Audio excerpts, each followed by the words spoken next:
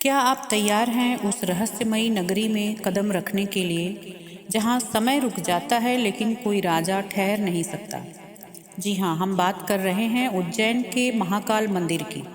एक ऐसा स्थान जो सिर्फ आस्था का केंद्र नहीं बल्कि चमत्कारों और गहरे रहस्यों का अनंत समंदर है। यहाँ की कुछ बातें ऐसी हैं जो न किसी किताब में दर्ज हैं न ही किसी वैज्ञानिक शोध में। ये बस अनुभूति में है और सच्चे विश्वास में जिंदा है। तो वीडियो को अंत तक जरूर देखिए, क्योंकि आज हम खोलेंगे महाकाल के उन रहस्यों के पर्दे जिन्हें सुनकर आपके रोंगटे खड़े हो जाएंगे। और अगर आप सच्चे शिव भक्त हैं तो कमेंट में पूरे भाव से लिखिए हर हर महादेव। जब भी हम महाकाल का नाम सुनते हैं, ज्यादातर लोग सोचते हैं कि इसका मतलब है कि मृत्यु के देवता, लेकिन सच्चाई इससे कहीं गहरी है। काल का अर्थ सिर्फ मृत्यु नहीं बल्कि समय भी होता है। और महाकाल वो शक्ति हैं जो न केवल मृत्यु पर नियंत्रण रखते हैं बल्कि समय को भी संचालित करते हैं।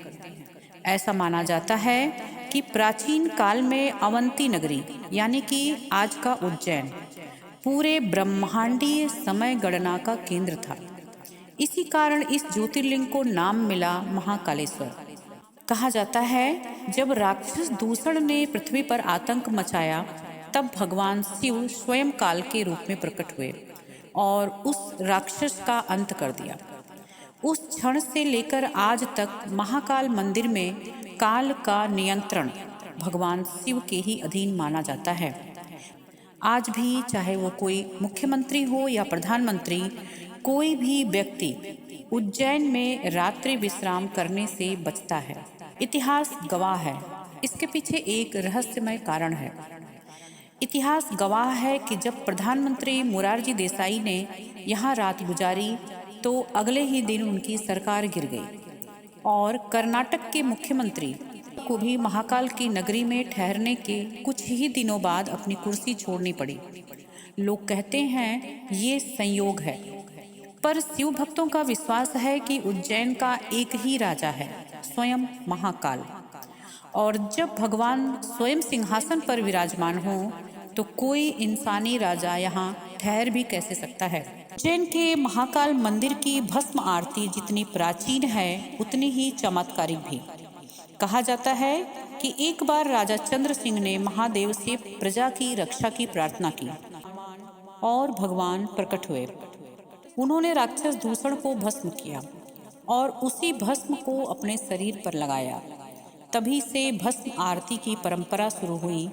पहले आरती में चिता की ताजी राख का प्रयोग होता था, लेकिन एक दिन जब स्मशान में कोई शव नहीं मिला और आरती का समय हो गया, तब पुजारी ने अपनी परंपरा बचाने के लिए अपने ही पुत्र की बलि दे दी।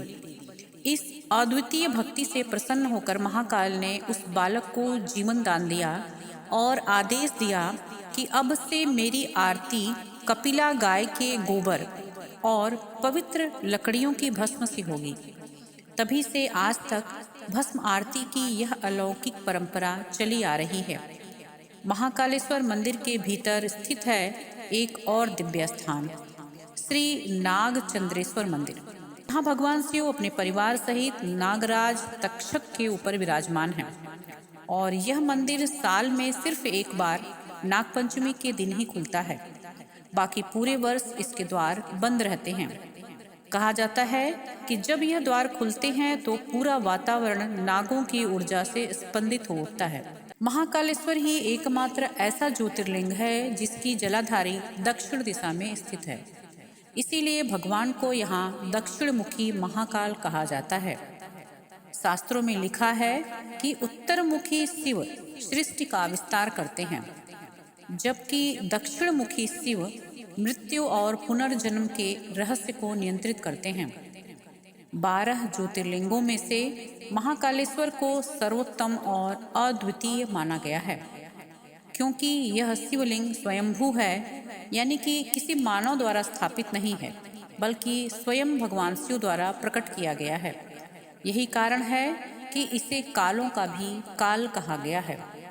महाकाल की नगरी में स्थित काल भैरव मंदिर एक ऐसा स्थान है जहां भगवान को मदिरा का भोग लगाया जाता है।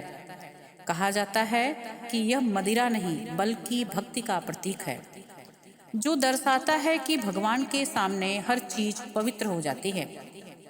मुगलों के आक्रमण के दौरान जब मूल शिवलिंग को नष्ट करने की कोशिश की गई, तो भक्तों ने उसे सुरक्षित रखकर एक नया शिवलिंग स्थापित किया। बाद में असली शिवलिंग को मंदिर परिसर में ही पुनः स्थापित किया गया, जिसे आज जूना महाकाल कहा जाता है। कुछ वर्ष पहले सावन के पवित्र महीने में जब मंदिर बंद था और शिवलिंग पर बेलपत्र चढ़ाया गया था, तब आधी रात को सीसीटीवी कैमरे में एक अदृश्य शक्ति दिखाई दी, जो शिवलिंग की पूजा कर रही थी। किसी ने उसे सार्वजनिक कर दिया और यह दृश्य आज भी लोगों को हैरान कर देता है। कई संतों का कहना है कि महाकाल की भक्ति केवल जीवितों तक सीमित नहीं है, आत्माएं भी उनकी ओर खींची चली आती हैं, क्योंकि वे हैं कालों के भी काल। अगर आपको भी लगता है कि ये सिर्फ चमत्कार नहीं बल्कि महाकाल की लीला है, तो इस वीडियो को लाइक करें, अपनी राय कमेंट में लिखें और ऐसे ही अद्भुत रहस्यों से जुड़ने के लिए चैनल को सब्सक्राइब करें। याद रखिए, ये सिर्फ कहानियाँ नहीं, आस्था का वो दरवाजा है जो हर बार खुलता है एक नए चमत्कार के लिए। हर हर महादेव, जय महाकाल।